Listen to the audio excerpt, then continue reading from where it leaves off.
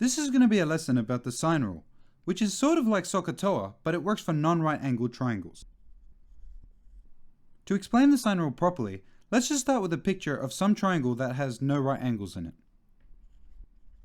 In an earlier lesson, we made the case that this triangle is just half of a parallelogram. So we can go ahead and flip this triangle along any of these three sides to get corresponding parallelograms. Now, since there are three possible parallelograms, then we can say that the area of the triangle is just half of any one of these three parallelograms.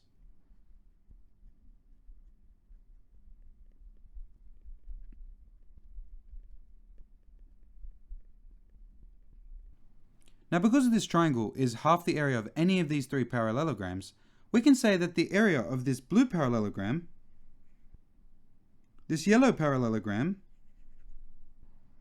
and this red parallelogram over here must all be the same.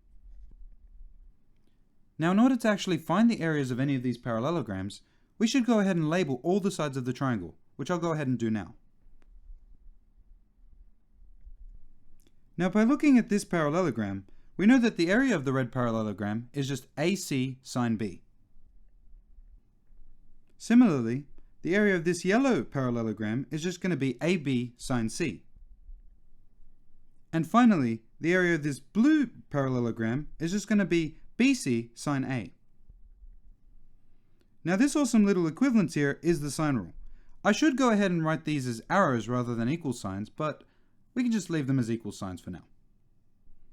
Now, this awesome equivalence is the sine rule. It just tells you that the areas of these three parallelograms are the same. Technically, this is an equivalence and not an equal, but it's okay to leave the equal signs here for now. Now, usually, we'd only write this for two of the parallelograms at a time, and when that happens, you'll always find that something crosses out. For example, if we write the fact that red equals yellow, we get this. Now you can go ahead and write this as C sine B equals B sine C. It's also possible to write this for any of the two other possibilities as well. Now, having a formula is great and everything, but without actually knowing how to use it, it's not so useful. So let me just bring out a page to show you an example. Now, suppose we had a triangle and we knew two of its sides and we knew one of the side lengths, but we didn't know what this value x was. In order to find this value of x, we could just go ahead and use this formula over here. The first step would be to actually label each of the sides and angles, so I'll go ahead and do that. If we start with the formula that we just showed, we can actually rearrange this formula to make it a little bit easier to use. I can go ahead and divide both sides by BC. Now, in this form, it's actually pretty easy to remember the formula. You just divide the sine of B by B, and then the sine of C by C. Now, as you know, it is perfectly valid to perform some operation to both sides of an equation, so I'm going to go ahead and take the reciprocal of both sides. Now all I have to do is just multiply both sides by sine pi on 6 to get the final result. Now, if we wanted the exact value of x, we'd have to plug in the ratios from the special triangle. But in this case, I'm perfectly happy to just get the answer to 2 decimal places, so I'll bring out the calculator to do that. Now, I just want you to be a little bit careful. If you are doing this in the setting of something like an exam, you may actually be required to get the exact value, so typing it into your calculator like this won't cut it. I just typed it into the calculator to make a point here. I want you to notice that this larger angle, which is pi on 4, is actually opposite to the larger side. Pi on 6 is opposite to 1.41, which is smaller, so smaller angles will generally be opposite to smaller sides. And with this, we've actually completed our example. Now, when using the sine rule, there are probably some things that you should be a little bit aware of, so I'll tell you about some of those on a new page. I want to tell you about a certain situation that you might find yourself in, where the sine rule will seem to spit out more than one answer.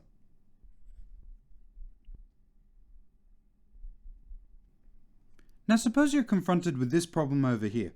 You're given two sides and an angle, and you're asked to find this missing angle over here. If you just made up 3 numbers and tried a problem like this, you'll notice that something is going to go a little bit wrong. To illustrate exactly what's going wrong, I can go ahead and draw a little mechanism for you. In this case, we've gone ahead and attached a plank of wood at an angle of B to the wall on the back. We know that the length of this plank of wood is A. We also have this plank over here, which has a length of b, and it's connected by this hinge over here. So the question we're asking is, what is this angle A going to be? It turns out that there are two correct answers to this question, because we could also rotate this plank of wood to be in this direction as well.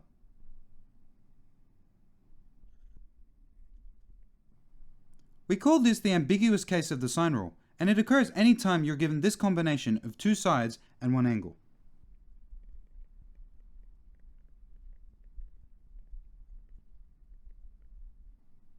Now that you know about the ambiguous case of the sine rule, there is actually one last thing to say about it, which I'll go ahead and do on a new page.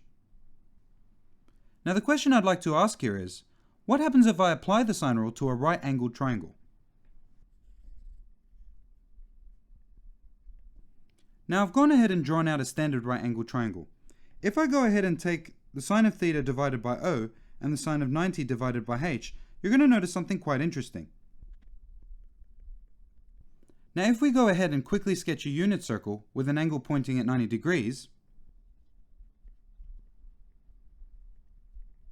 now if we intersect this ray at 90 degrees, we notice that we hit this point 0, 1, and we know that the sine of 90 degrees must just be 1, so we can go ahead and cross it out in the original equation.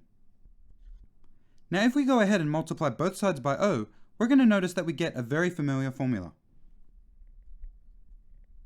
So this just tells us that the sine rule is just a generalization of SOHCAHTOA. Or in other words, we can just say that SOHCAHTOA is just the sine rule written for a right-angled triangle. And with this, we've actually completed our discussion on the sine rule.